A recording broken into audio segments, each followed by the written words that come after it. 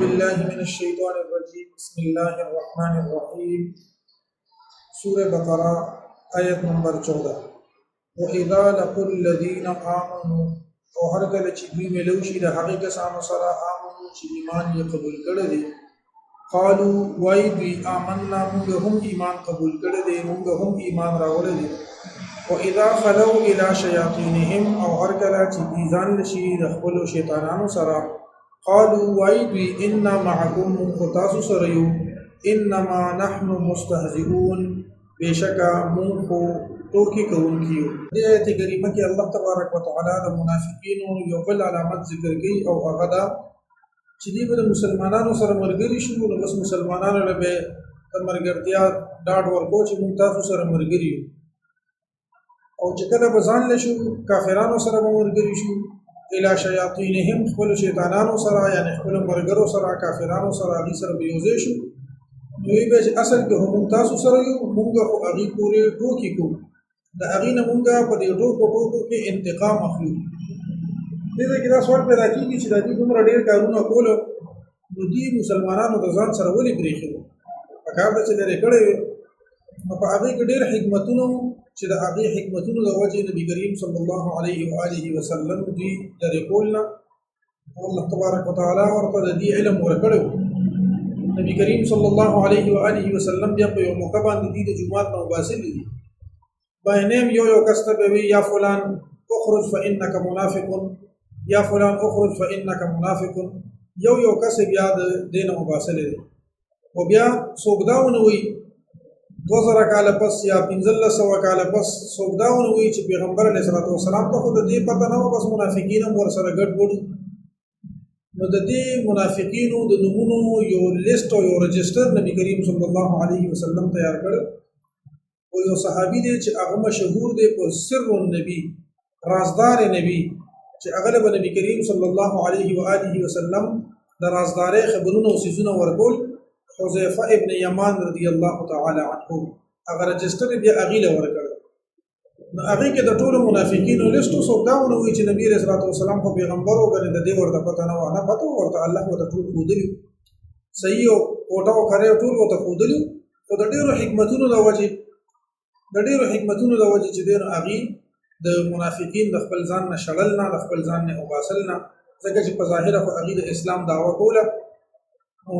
اسلام په ظاهري حالاتو باندې فیصله کوي ځکه اغي شړل نه او حذیفه ابن یمان رضی الله تعالی عنہ سره چې رجستر صحابه کرامو د تقوا د حال چې عمر فاروق رضی الله تعالی عنہ په ورلا د نبی کریم صلی الله علیه وسلم د وفات نه پس راتلو او تاسو به ته کولو چې ته وګوره زمانوم په دې لیست کې نشته ته وګوره اسنه چې چتا زمانوم په دې کې وي حذیفه ابن یمان رضی الله تعالی عنہ ته وایي چې ستانوم په کې نشته خو مانه سودا ته پوښتنه مکه وای ځکه چې دا خو بیا راس پاتې نشي نو عمر فاروق رضی الله تعالی عنہ په روایتو کې راځي هغه وی چې بیا په ما قتل دته معلومه دي صحابي ته چې کم منافق دي نو چې کم کس په وفات شو او حذیفه ابن یمان رضی الله عنہ په چا جنازه لاله نو عمر فاروق رضی الله عنه چې په زمم دا جنازه لاله ما ته پته ولګی چې دا منافق نور مسلمانانو په جنازه لدل ځکه چې هغه د نو پته نو د منافقین لیست حذیفه ابن یمان رضی الله تعالی عنہ سره نو هغه بیا جنازه لدل عمر فاروق رضی الله عنه فرمایي چې زمم بیا جنازه لدل نو دا د ډیرو حکمتونو د وجه دی لري کولنه دی به څه چل وکړو چې کله به د مسلمانانو سره مرګري شو ورته به موږ تاسو سره یو او کله به چې دوی ځان له شو خپل کافرانو سره مرګرو سره نو بیا به وته وی چې موږ تاسو سره یو او موږ خو د هغه پورې دوکې کوونکي واذا لقوا الذين او هر کله چې دوی ملوشي الذين د هغه کسانو سره امنو چې ایمان قبول کړي دي قالوا وای دوی آمنا موږ هم ایمان قبول کړی دی یا موږ هم ایمان راوړی دی ایمان یقین محکم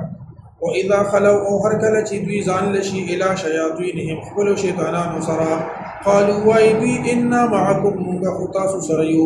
انما خبر دا بلندا نحن مستهزئون موږ خو ټوکې کوونکي یو ورپسې آیت کریمه کې الله فرمایي الله یستهزئ بهم الله با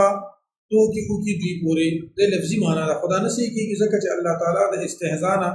او د ټوکو نه پاک دی. الله یستهزئ بهم، الله تبارک وتعالی با بدل د ټوکو ورکی دوی لا، الله تبارک وتعالی با سزا د ټوکو ورکی دوی تا، ويمدهم او مهلت ورکوي دوی تا فی طغیانهم بسرکشی د دې کې یعمهون سرګردانه. په دې 15 نمبر آیت کې الله تبارک وتعالی د دې د استهزاء د ټوکو ټکالو چې مسلمانانو ته به ممتاز سره یو کافرانو ته به ممتاز سره او په حقیقت کې هم دي د کافرانو سره او دا وی چې موږ د مسلمانانو پورې ټوکې کوو، نو الله تبارک وتعالی د هغه جواب ورکړي چې الله تعالی با دیلا د دې ټوکو سزا درکړي. اوس د آیت خپل لفظي معنا د په عربو کې استعمالي کی داسي چې یو سړی یو کار کوي او په عربو کې ورته هم هغه کار هغه شان ویلي شي، مراد ته هغه کار نه لکه قرآن کې راځي رسول الله فانساهم چې دوی الله یې رکنو الله دې یې رکنو، الله خو سوکېری نه خدا چې هغه څنګه خبره کوله نو هو هغه شانت جواب هغه ته ملو شو، یعنی تاسو چې الله یې رکړه دې تاسو ته به دې هیرولو سزا ملو شي. نو دا استعمالي کې داسې دغه شانت الله یستهزئ بهم چې الله به د دوی پورې ټوکیو کې د دې د خبره جواب وو، یعنی تاسو ته به د دې ټوکو سزا درکړي. په قرآن باندې خلک اعتراض کوي چې تاسو وایي چې قرآن داسې دی داسې وګوره دې کې خدا خبره چې الله ټوکي کوي. هغه چې کم خلک په عربي پوهیږي په عربي ژبه کې محاورې استعماليږي، متلونه استعماليږي، ضرب المثل استعماليږي، د هغې مفهوم او معنا او هغه شانتي نه وي څنګه چې د الفاظو نه ښکاري وي، بلکې د هغې معنا او مفهوم هغه وي کوم چې په هغه ځای کې په هغه طور طریقو په هغه علاقه کې په کوم رواج باندې هغه معنی استعماليږي مراد دې هغه وي. نو یستهزئو چې د الله ته نسبت شي مراد دا دی چې الله به د دې استهزاء بدل ورکړي. نو موږ ځکه معنا کوو الله یستهزئ بهم، داسې معنا نه کوو چې الله به دې پورې ټوکې وکړي، بلکې موږ وایو الله یستهزئ بهم، الله تبارک وتعالی به سزا د ټوکو ورکړي دوی ته. الله یستهزئ بهم، الله تبارک وتعالی به سزا د ټوکو ورکړي دوی ته، ويمدهم او مهلت ورکوي دوی ته فی طغیانهم په سرکشۍ د دوی کې یعمهون سرګردانه دي، په خپل سرکشۍ کې سرګردان. ورپسې آیت کریمه آیت نمبر 16 اولئک الذین دغه خلق هغه کسان دي اشتروا الضلالة. وګوره چې کله لفظ وایم کنه دی کې آسان قانون یاد کی زویم اشتروا الضلالة او اذا یا ایها الناس نو زب بیا وایم چې اعبدوا ربکم. اوس دا اعبدوا وایو که اشتروا وایو دا څنګه وایو د دې الذین وغیرنا علاوه الذین او الذی دا آسان دي چې کله یو لفظ راشي نو دغه لفظ دریم حرف ته وګورئ، لکه اشتراو کې دریم حرف ته حمزه شین او تا، نو پتا باندې زبر دی چې کله په دریم حرف باندې زبر وی یا زیر وی نو بیا به د حمزه له زیر ورکه بیا به اشتراو الضلالة، او چې کله په دې دریم حرف باندې ضمه وی یعنی پیش وی به نو بیا به دیلا ضمه ورکه رسل لکه یا ایها الناس نو بیا به اعبدوا ربکم، اعبدوا یا اعبدوا بیا نه وي اعبدوا اسم نشته ټول یا به زیر ورکه یا به کسره ورکه یا به ضمه ورکه. دې باندې پوه شئ دا یو قانون یاد ساتئ چې کله یو لفظ تاسو پروانه کې پرېښودو او بیا د سر نه شروع کوئ او هغې مخې ته دغه شان حمزه وي نو د دریم حرف ته به ګورئ که په دریم حرف باندې ضمه وه نو په لومبي حمزه باندې به تاسو ضمه وایئ لکه اعبدوا ربکم، او چې کله ضمه نه وه که فتحه وه او که کسره وه زبر او که زیر نو بیا به تاسو په د لومبي حمزه باندې زیر وایئ. اولئک الذین دا خلق هغه کسان دي اشتروا الضلالة، او چې داسې اشتروا دی وي بیا د مخکې حرف چې بیا الضلالة وایي د الف لام چې اول کې راغلی وي دا بیا الف لام باندې الف باندې به حمزه وایي. پوهیږئ پې اولئک الذین دغه خلق هغه کسان دي اشتروا الضلالة چې اغستې دا ګمراهي بالهدى په بدل د هدایت کې، فما ربحت تجارتهم پس هیڅ ګټه ونه کړه تجارت د دوی، وما كانوا مهتدين او نو دي هدایت موندونکي. په دې آیت کریمه کې الله تبارک وتعالی د منافقینو د یو بل عمل ذکر کوي چې دوی گمراهي واغستا په بدل د هدایت کې، او دی یو قسم تجارت کو یو سیز واغستو او بل سیز ورکو، او الله فرمایي چې د دې د تجارت هیڅ ګټه ونه کړه ځکه چې دی خو ښکاره شو د دې کرتوت ښکاره شو د دې اعمال ښکاره شو د دې نمونه بیا اخر کې ښکاره شو. اشترا ویل کېږي یو سیزو په یو قیمت باندې اغستل، ته یو سیز اخلي موبایل اخلي پیسې ورکړي د دې پیسو په بدل کې تا موبایل واغست یا چې دی نو ته موبایل اخلي او کمپیوټر پکې ولا ورکې نو د دې کمپیوټر په بدل کې تا موبایل واغوسته یا دا بیاض قرآن مجید دی او موږ سره چې دی یو کتاب دی هغه کتاب هم چاله ورکړو دا بیاض هم پکې واغستو یا پیسې ورکړو بیاض یعنی د یو سیس په بدل کې بل سیس اغستل دی ته ویل کېږي اشترا نو گویا کې منافقینو سره ایمانو او هغه په کفر واغستو نو بیا خو د اشترا معنا ټیک ده خو دې ځکه د اشترا معنا نه د ټیک ځکه چې منافقینو د ایمان په بدل کې خو گمراهی نه واغسته ایمان خو مخکې نه هغه سره نو ذکر د اشتراو په معنا د استحب دی معنی دا چې دا هغه خلک دي چې دی واغستله گمراهی بل خدا په بدل د هدایت کې معنی به دی چې دی خلکو فخر له گمراهی په بدل د هدایت کې اشترا معنا په اشترا معنا د استحب باندې وکړو اشترا الضلاله ای استحب الضلاله وایي کنه لفظي معنا د دې په الټی کې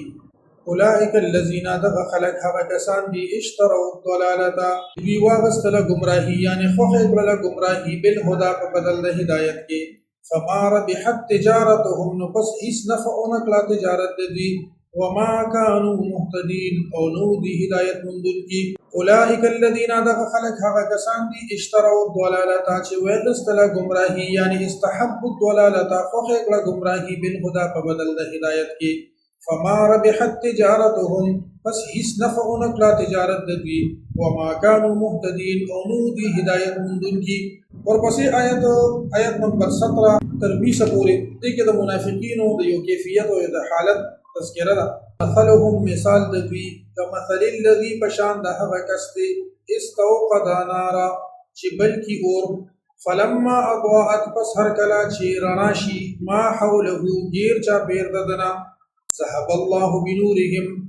يوسي الله تعالى يعني ختم کی الله تعالى بنورهم رڼا دوی وتركهم او بریک دوی فی ظلمات او تیارو کې لا یبصرون چې دوی سنویني یو خبر باندې خزان پوي کې چې د آیت په مطلب باندې بیا تاسو پوه شئ منافقین دوه قسم یو هغه منافقین چې هغه خصوصي منافقین سوچا منافقین دا مطلب چې بس هغه په ځل کې چته داونه چې مونږ بګنی صحیح ایمان قبول بس د ټولو مرده لپاره هغه دا خپله کې اراده لري و چې مونږ به ترغه وخت پورې د مسلمانانو ملګری یو تر کومه پورې چې مونږ د مسلمانانو نه فائدې وي یا مونږ د دین یری او چې کله راته مکمل شي نو بس بیا مونږ د دین ته تختو د سوره توبه کې د منافقینو ذکر دی او دی به وي قسمونه به خپل چې مونږ د تاسو سره ملګری یو ويحلفون بالله انهم لمنكم وما هم منكم الله فرمایي چې دا د تاسو ملګری نه دي او دی به ترغه وخت پورې دي تاسو سره کې لګه غونتی او زه وته ملو شو لو یجدون ملجا او مغارات او مدخلا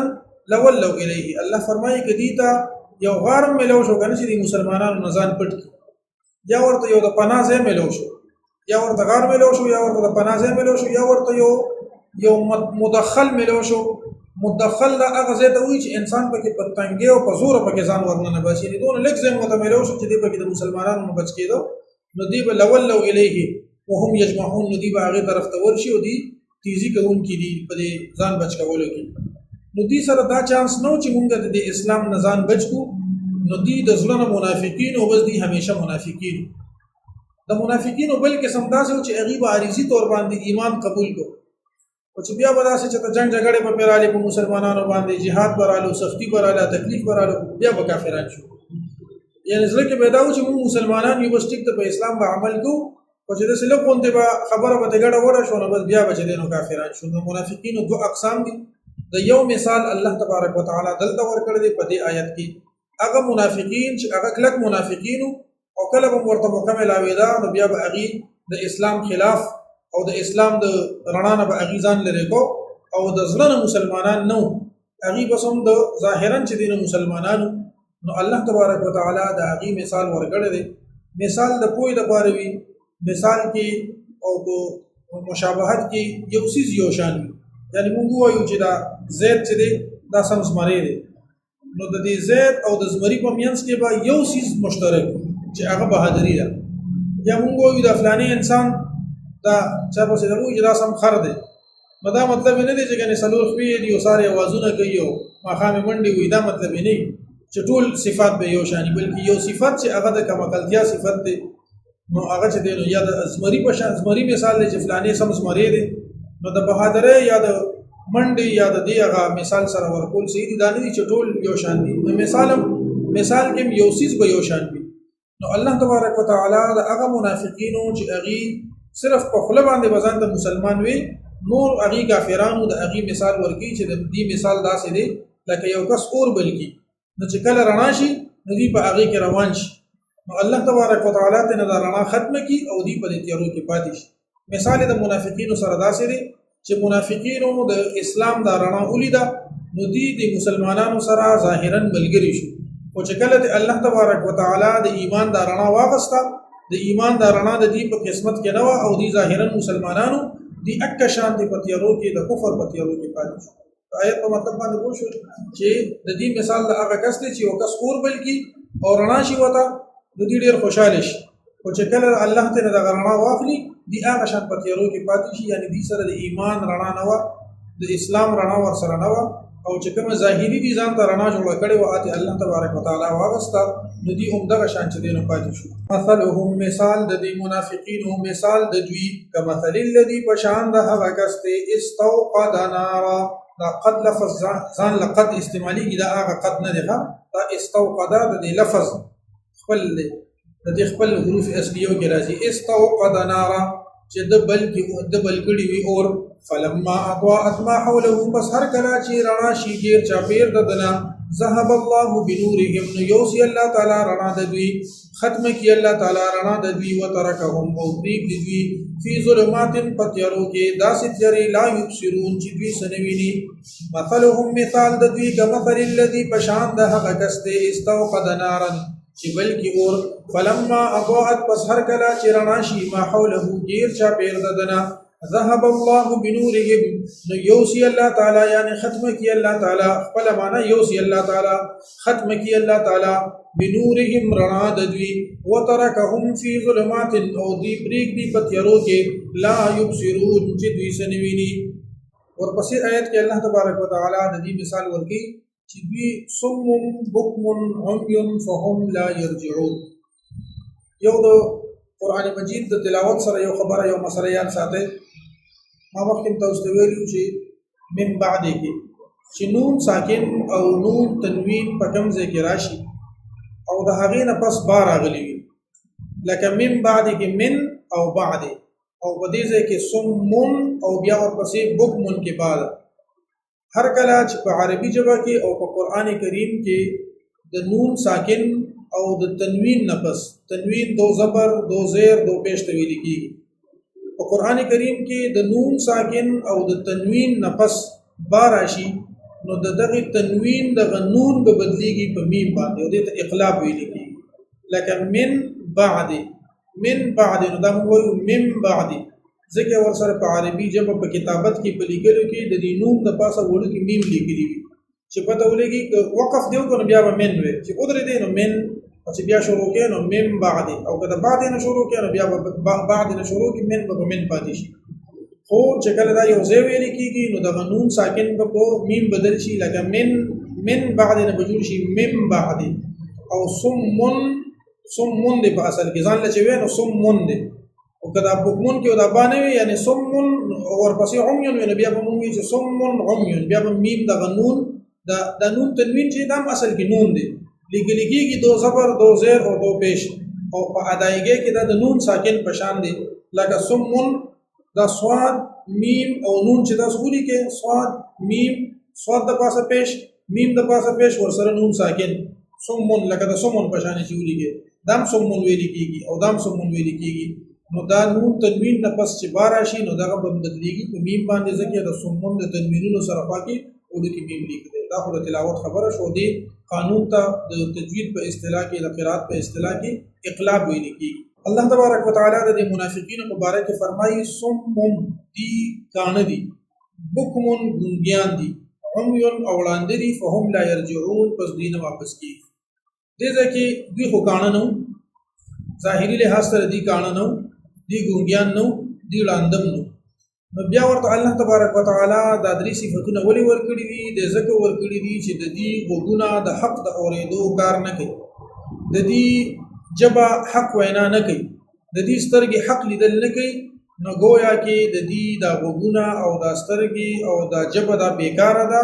گویا کې د دې په غوږونو باندې کانه دي ځکه چې حق نه وي په جبه ګونګیان دي ځکه چې حق نه وي او وړاندې دي ځکه چې دې حق نه وي مخکې ما تاسو ته ویلو الله قرآن کې فرمایي چې لهم قلوب لا يفقهون بها زړونه شته خو دې په پوهه نه حاصلې ولهم اعین لا يبصرون بها او د دې سترګې دي خو په هغې لیدل نه کوي ولهم آذان لا يسمعون بها او غوږونه شته خو په دې باندې اورېدل نه کوي نو اورېدل خو په کول هغې هلته مراد دی چې دې په حق نه اوري او د هغې زړونه شته خو دې په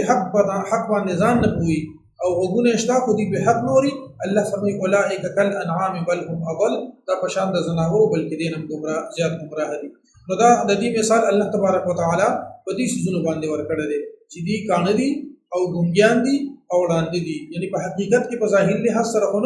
خو په محاورتن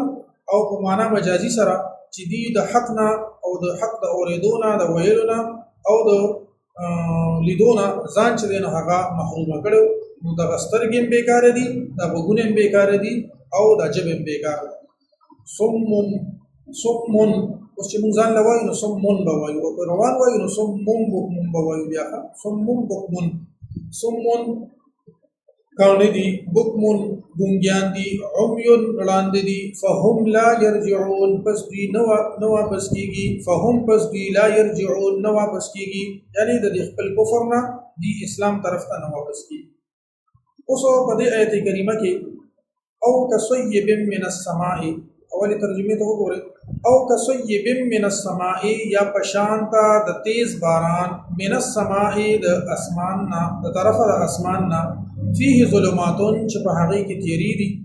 ورعد او په هغه کې غلزار دي وبرق او برېښنا ده یجعلون اصابعهم فی غرزوی سرونه د غتو خپلو فی اذانهم په غوږونو خپلو کې من الصواعق د یری د تندر نه حذر الموت د یری د مرګ نه والله او الله تبارک وتعالى محیط بالکافرین راګیرون کې د کافرانو لرا یکاد البرق زرد چې دا برېښنا یخطف ابصارهم او بتختوی بینایی د دې کلما اضاء لهم هر کله چې رڼا شي لهم د دوی لپاره مشو فيه نو دوی په هغه کې روان شي او اذا اظلم عليهم او هر کله چې تیار شي په دې باندې قاموا دوی ودرېږي ولو شاء الله او کچره غختلی وي الله تبارک وتعالى لذهب نقول به یعنی ختم کړي به او ذهب خپل معنا اورل لذهب بسمعهم نخامخه ختم کړي به د اوریدو قوت د دوی سمع د دوی یعنی د اوریدو قوت د دوی او ابصارهم او سترګې د دوی یعنی بینایی د دوی قوت د بینایی د دوی ان الله بشک الله تبارک وتعالى على كل شيء قدير په هر څه باندې قدرت لرونکی د آیتو ظاهری معنی باندې اول ځان کوی یو خو راته دا وایي چې دا باران دی کې الله فرمایي چې تیز باران من السماء خپل معنی د اسمان نو دا باران د اسمان نه کېږي د وریځو نه کېږي دا د وریځو نه کېږي او دلته څه وایي چې باران د اسمان نه دا د علماء وضاحت کړی دی چې ما فوق رأسک فهو السماء چې ستا د سر نه بره څه دي نو بس هغه اسمان دی کله څوک بره ګوري نو بره خو چت دی خلک دوی څه اسمان ته ګوري نو دا اسمان لفظ دا د بره دپاره استعمالیږي په حقیقت کې دا باران دا کېږي د وریځو نه د سحاب نه کېږي سحاب المصفى نو چې معنا به موږ دا کوو چې او کصیب من السماء یا پشانتا د منافقینو مثال پشانتا د تیز باران دی من السماء نو د اسمان نه بنه وایو دا څه وایي د طرفه د اسمان نه صحیح شو او بل یجعلون اصابعهم دی ورکوي ګوتې خپلې فی اذانهم په خپلو غوږونو کې نو دا ګوتې خو ټولې نه ورکوي که نه د دې مطلب دا دی یجعلون اصابعهم دی ورکوي سرونه د ګوتو خپلو فی اذانهم په خپلو غوږونو کې من الصواعق حذر الموت حجي دې ځای کې ګوره الله تبارک وتعالی ارشاد فرمایي چې تیز باران چې په هغې کې تیری وي په هغې کې ګړزار وي په هغې کې برېښنا وي نو دا منافقین د خپلې د ګوتو د سرونه په غوږونو کې ورکوي د مرګ د یارې نه او د دې ګړزار د یارې نه بیا الله تبارک وتعالی فرمایي چې دا برېښنا به د دې د سترګو د بینایي ختموي ګوره دا انسان چې لیدل کوي نو دی په عامو حالاتو کې لیدل کوي، په زیات تیاره کې هم دی لیدل نشي کولی او په زیات رڼا کې هم دی لیدل نشي کولی. دا انسان چې د خوبه راپاڅي یکدم ورته څوکلۍ ټولېږي بیا ورته ګړی نه ښکاري چې څو بجې سترګې مږي رامږي. نو دا د الله تبارک وتعالی قدرت دی او قانون دی چې انسان په ډېره تیاره کې هم لیدل نشي کولی څه ورته ښکاري نه، چې لږه لږه معمولي غوندې دغه شي نو بیا ورته پکې داسې سورې غوندې ښکاري خو بیا هم ورته پوره پته نه لګي. دغه شان دی چې کله دا رڼا ډېره زیاته تیزه شي نو د انسان نظر پکې بیا کار نه کوي. نو الله تبارک وتعالی فرمایي چې دا برېښنا به د دې نظر ختم کړي او چې کله دې ته رڼا شي نو دې روان شي او چې تیاره شي نو دې ودرېږي او که الله وغواړي نو د دې نه به د اورېدو او د لیدو دا قوت دا ختم. په دې خبره باندې په دې مثالونو باندې د پوهېدو لپاره اول چې الله تبارک وتعالی دا کوم څیزونه ورکړي دي دا دې ته ویل کېږي، یو څیز ته ویل کېږي مشبه به، چې مشبه به د یو بل څیز سره ته مثال ورکړي هغې ته وایي مشبه. نو دې ځای کې الله تبارک وتعالی چې دا مثالونه ذکر کړي دي نو د دې لپاره به مونږ هغه څیزونه لټو چې د دې نه مراد څه دی، د باران نه مراد څه دی، د رعد او د برق نه مراد څه دی او د برېښنا نه مراد څه شی دی. نو بیا به انشاءالله مونږ د آیت په مطلب باندې ښه پوه شو. یو دا خبره یاد ساتئ چې او کصیبن او تر دې د دوو آیتونو کې د هغه منافقینو مثال الله تبارک وتعالی ذکر کوي چې هغه منافقین چې هغې مسلمانان بشو خو چې کله به سختي راغله په مسلمانانو باندې یا به د جهاد اعلان وشو یا به څه تکلیف راورسېد مسلمانانو ته دوی به ترې روغوندې بیا سیټ شو نو بیا به دوی اسلام به قبول کړو خو په دې خپل اسلام باندې به کچو او په دې خپل دغه یقین به محکم نه او د ایمان به محکم نه. نو الله تبارک وتعالی د هغې مثال ورکوي د باران نه مراد دلته کې دین اسلام دی چې تیز باران شروع دی یعنی دین اسلام دا په تیزه سره په خلکو کې خوري. خو په دې باران کې ظلمات و رعد و برق تیاریم دی پکې، ګړزارم دی پکې او برېښنام دی پکې. یعنی د دې تیارونه او د دې ګړزار نه او د دې برېښنا نه مراد هغه مصیبتونه او هغه تکلیفونه دي چې په تیز باران کې یعنی د ګړزار او د تیاره وي نو د اسلام په راتلو کې هم په مسلمانانو باندې مصیبتونه او تکلیفونه وو. دومره مصیبتونه او تکلیفونه چې یو ځل صحابه کرامو فریاد شروع کړ نبی کریم صلی الله علیه و آله وسلم ته. نبی علیہ الصلوۃ والسلام منع کړل چې فریاد مه کوئ، تاسو نه مخکې امتونو کې په خلکو باندې دومره سختۍ راغلي دي چې هغې به نیم نیم په ځمکه کې ښخ کړو، لاسونه به ورله په ځمکه کې ښخ کړو، دا لاسونه به په ځمکه کې په خاورو کې ډوب وو، شپې به په خاورو کې ښخې وې او د اوسپنې په منګزو باندې به ولې ویښته منګزول او د وینې به د سرمن به ترې نه اړوله. نو تاسو به داسې سختۍ لیدلې دي، داسې سختۍ خلکو تېرېږلي دي. نو په هر حال دا سختۍ د دې څنګه چې د باران سره دا ګړزار وي، برېښنا وي او په دې کې چې دی نو تېرې وي، داسې دین اسلام خو په تیزۍ سره را روانو خو دې کې مصیبتونه وو، دې کې تکلیفونه وو، دې کې خلک شهیدان کېدل، دې کې د خلکو نه په جهاد کې لاسونه او خپې کټ شوي وو، سترګې ترې نهوتې وې او ښځې پکې کونډې شوي وې، بچي پکې یتیمانان شوي وو، مصیبتونه او تکلیفونه پکې وو. دومره په اسانه باندې ابتدا کې دا دین نه دی راغلی. نو او دا د دوو څیزونو مثال دا شو. او د بجلی دا رڼا چې د بجلی رڼا راشي په دې باندې الله فرمایي که دا رڼا راشي نو دا به د دې د بینایي ختمه کړي، یعنی د دې دا چې کوم قوت دی دا به ختم شي. او یا چې کله دې باندې رڼا شي نو دې روان شي او چې کله په دې باندې تیارې شي نو دې ودرېږي، یعنی چې کله د فتوحات حاصل شي، اسلام غالب شي نو دې ته رڼا شي نو دې روان شي، بیا مسلمانانو طرف ته روان شي. او چې کله فتوحات نه وي د تیارې او برېښنا وي نو بیا دې ودرېږي. پوه شو دې باندې د دغې باران مثال د اسلام دی، د تیارو او د رعد او د برق مثال د مصیبتونو د تکلیفونو دی، او د بجلی رڼا د برق د دغې مثال یا د کلما اضاء لهم چې کله رڼا شي په دې باندې د دې پکې روان شي د هغه فتوحات دي چې دین اسلام ته به حاصل شي. اوس به انشاءالله ښه پوهېږئ. او کصیبن یا پشان تا د تیز باران من السماء د طرفه د اسمان نه فيه ظلمات چې په هغې کې تیارې وي و رعد او ګړزار وي. دا رعد اصل کې دا د یو فرشتي نوم دی، وروسته به تاسو سورې رعد په دې نوم باندې پوره سورت هم دی 18 سپاره کې ويسبح الرعد بحمده چې دا رعد دا د الله تسبیح وي د په حمد الله سره، دا تسبیح وي د الله په حمد سره. ورعد او ګړزار وبرق او برېښنا یجعلون دوی داخلوي، یجعلون مختلف معنی، یجعلون د یخلقون په معنی راځي او په مختلفو معنو باندې راځي. یجعلون ګرځوي دوی یعنی داخلوي دوی، دلته د يدخلون په معنا دي.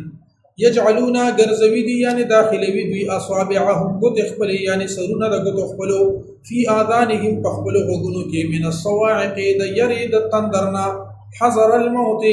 من الصواعق د وجې د تندرنا حذر الموت د یرې د مرګنا والله او الله تبارک وتعالى محیط بالکافرین راګیرون کې د کافرانو لرا یکاد البرق